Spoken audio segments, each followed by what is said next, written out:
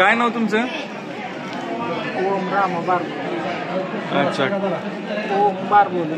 कुठलं गाव? दहिवली. बर, काय मुलांमध्ये काय फरक तुम्हाला जाणवतोय? आधी पूर्वी त्याच्या आठवणीत राहत नव्हतं काहीच. हा कुठली वस्तू आणून देत नव्हतं ठेवलेली. हा. आता तो त्याने ठेवलेली वस्तू आणून देतो. गोळ्या खाण्यासाठी स्वतः म्हणजे आणून देतो गोळ्या. अच्छा. आता अजून एक अपेक्षा आहे की शाळेची प्रगती काहीतरी व्हावी शाळेतल्या अभ्यासाची. बर, होईल असं वाटतंय काय? असं वाटतंय. किती दिवसात फरक पडला? ही एक महिन्यात फरक पडला. छान वाटतंय. हो. मग ह्यासाठी लय पैसे घेतोय असं वाटतंय का? काहीच नाही, अजिबात. सेवाभावी वाटतंय का? एक नंबर. बाकीच्या मुलांना काय सांगाल? जी अशी जी मुलं आहेत त्यांना काय सांगाल? हे तुम्ही माझ्या सांगण्यावरून एकदा शिंदे साहेब डॉक्टरच्या दवाखान्याला भेट द्या हॉस्पिटलला. अनुभव म्हणून भेट म्हणजे बळजबरी नाही.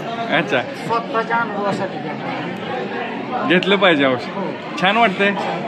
भैया तुझं नाव सांग, त्याला बोलायला हवा. नाव सांग. नाव सांग की दादा.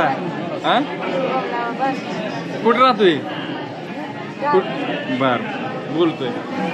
बर, कसं वाटतं ही सेवा? कशी वाटते ही सेवा? बघून एकदम ज्यांना गरज आहे त्यांनी स्वतः घ्यायला पाहिजे. असं तुमची काय ओळख? मी प्रमोद पाटील. कुठे असताय? आळंदी.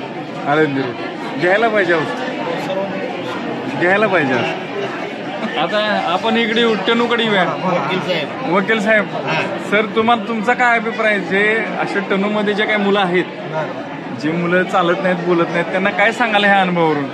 त्यांना सांगून काही आता आम्ही आमच्या समोर एक केस आली होती, ती आम्ही बघितली काय त्याचं म्हणजे कसं काय मुलगा कसा रिझल्ट त्याचा कळलाय आम्हाला काय आहे. मग आम्ही दुसऱ्या मुलांना सांगू आता बाबा ह्याचा शिंदे डॉक्टरकडे जरा संपर्क साधा ह्या बाबतीत. आमच्या समोर संपर्क समोर दाखला आहे. हा, समोर दाखला. तुमची काय ओळख साहेब? मोहिते साहेब. वकील साहेब तुमची? सर नवनाथ मोहिते साहेब. म्हणजे आता आपला असा एक संकल्प मानस आहे की टनूमधली सगळी मुलं अशी नीट करायचा मानस आहे. त्या अनुषंगाने काय पाऊल उचलावं असं वाटतं मोहिते साहेब? मी एकदा यावं टनूला. आम्ही बघू, प्रयत्न करू पोरं मिळवा. म्हणजे अशी मुलं आहेत ती मुलं एका जागाला तर आणू आपल्या भरतरीनाथ या मंदिरात. असा खूप चांगला संकल्प घेतलेला आहे मोहिते साहेबांनी. तर तुमच्या अनुभवामुळे अजून 4 मुलं नीट व्हायला लागलेत. कसा वाटतोय मोहिते साहेबांचा अभिप्राय तुम्हाला? एकदम भारी वाटला. छान वाटतंय ना? आपल्यावरनं त्यांना पण असं वाटायला लागलं की असली 1 2 4 2 जेवढी सापडतील मुलं तेवढ्या डॉक्टरांच्या संपर्कात म्हणजे पाठवावी. छान ना? युवा पिढी सुदृष्ट झाली पाहिजे. छान वाटतं हे सगळं. नवीन चाहूल चांगली लागलेली आहे. नवीन वर्षी नवीन चांगलं. 2024 छान. 2024 छान. थँक्यू पुणेकर.